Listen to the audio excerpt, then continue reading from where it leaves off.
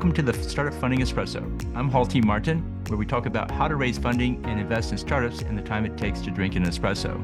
If you have a question about startup funding or investing, please go to the website, startupfundingespresso.com, and type in your question into the chat bot in the lower right corner to receive an answer.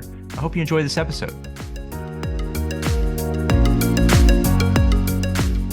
Hello, this is Hall T. Martin with the Startup Funding Espresso, your daily shot at startup funding and investing. Tokens provide either utility or represent securities. Utility tokens give access, the right to vote, reputation, and more. Security tokens represent an equity ownership stake as it is an investment. These tokens come with regulatory oversight. Utility tokens have no regulation. Security tokens are similar to stocks, bonds, and other investment vehicles. Traditional security laws apply to security tokens. They must be traded on regulated exchanges.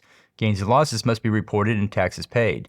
Laws specific to security tokens are not yet fully defined, so it's best to wait for the final regulations. Security tokens bring additional advantages over traditional stocks such as fractionalization. One doesn't have to buy an entire share, but rather smaller slices of ownership.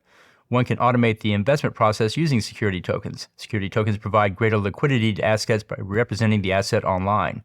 These tokens provide greater market access and allow for new innovation. Thank you for joining us for the Startup Funding Espresso, where we help startups and investors connect for funding.